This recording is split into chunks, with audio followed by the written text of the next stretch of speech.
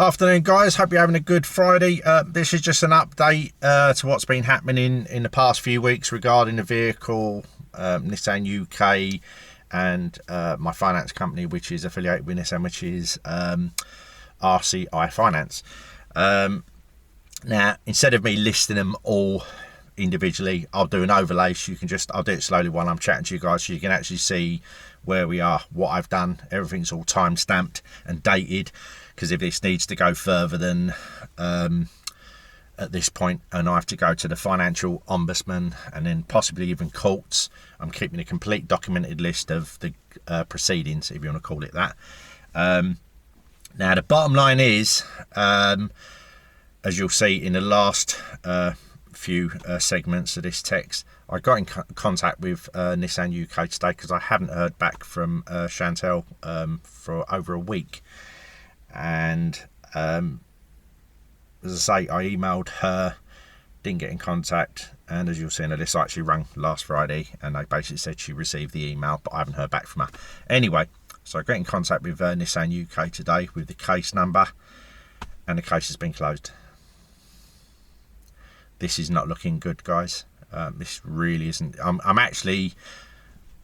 thought that with intervention from RCI Finance, maybe the fact that they're affiliated with them, maybe they probably, I don't know, legally they have to represent me, but you know, if they're affiliated with me, are they really going to want to go the extra mile?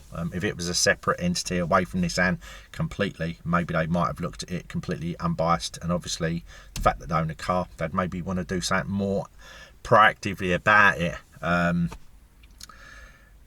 as you'll see in one of the text, basically, where I think the wires were crossed, because as I say, I don't know how, but anyway, I've clarified how many faults were actually wrong with this vehicle, and it's ongoing, and there's faults piling up. I haven't actually mentioned one, guys, because I basically need something to get in the back. I need two people basically, but if you get in the back of the vehicle, as they get out, the suspension, or when they get in it as well, the suspension on the back or something's creaking. It's another creak to add to the list. It's just going on and on and on. Just aside from all of the video today, I'd love to be able to find out if this car was one of the original ones that was actually come from Japan rather than being built here. I don't know if there's maybe something on it I can actually find out.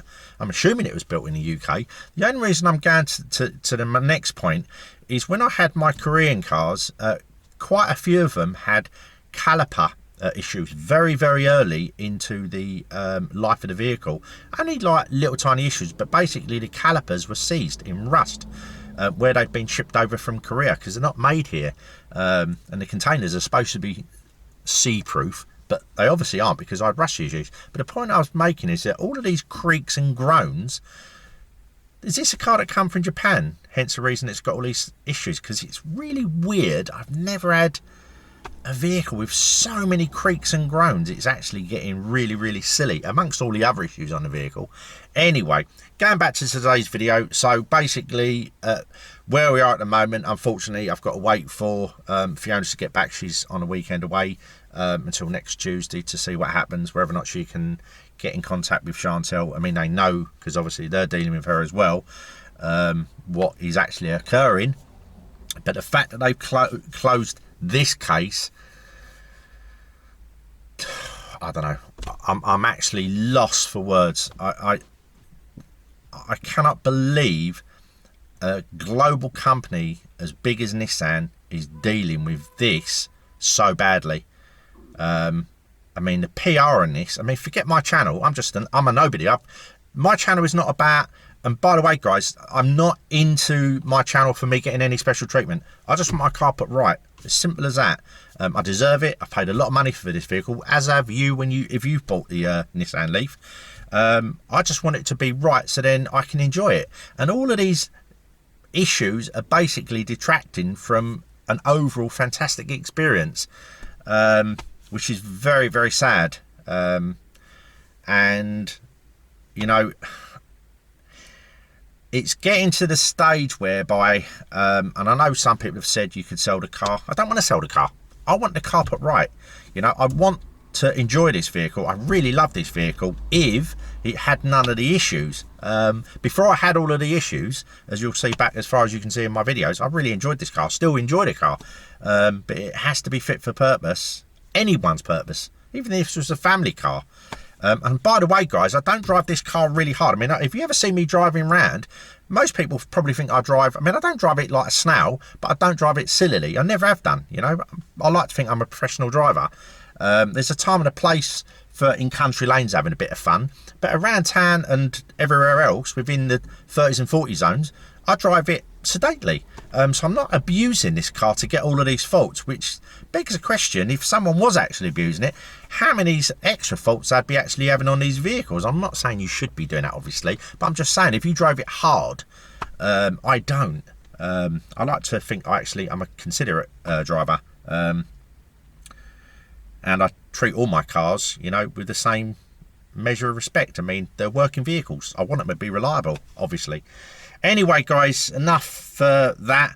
As I say, as you see from the list, that's where we are at the moment. So I can't tell you any more, apart from obviously when Tuesday comes and Fiona basically gets in contact. And as you'll see in the list, the vehicle is booked in for the 6th of August to actually have the grease stroke drive shafts done. I'm actually hoping that the grease actually cures 3 of the ilks. The snapping, I don't know, it's going to cure the one on the back, but anyway, I'm hoping it's going to cure obviously the snapping on the front, and potentially it could be transferring the sound through the back. It sounds like a caliper on the back, but it could all be connected with that. The mottling sound, I'm hoping it cures, and also I don't know why, but I'm hoping that I don't know how it's going to cure it. Maybe because the drive shafts are possibly out of alignment a little bit, it's causing that creaking on the steering. Who knows? Obviously the lightness of the steering is still there. That's still another issue that still needs to be resolved, and I'll explain that to the dealership when I actually go in, because there's a few points I actually want to raise with them. A few of them is basically when they've done the oscilloscope readings. A couple of points: was it done on the vehicle when the vehicle was moving, and does the oscilloscope readings measure play? It probably just measures electrical inputs, because basically I'm getting you can be driving down the road and you can turn my steering wheel probably about 15 to 20 degrees and the car doesn't actually do anything, and it was very direct before. And I say, especially when you're at low speeds, it's like the steering's dead. I mean, it will literally go from probably to where the steering's actually straight, like the bars across the middle of the steering wheel. They can actually go to that position, to that, with no resistance. There's literally, it's dead. Anyway, that's enough for that. Obviously I'll bring that to the attention of the dealer, and hopefully all of the other issues as you've seen with the sensors and God knows what else. But like I say, let's do one thing at a time, and let's see how we get on, and hopefully these can actually start bringing this list down. Because like I say, guys, all I want is a reliable car. Yeah, I really, really love this car. A lot of people probably think I actually hate it. I don't. Still love it, warts and all. But obviously I'm paying a lot of money for it, as you guys have done for your cars. And I want it to be not perfect, but I want it to be as close to perfect as possible.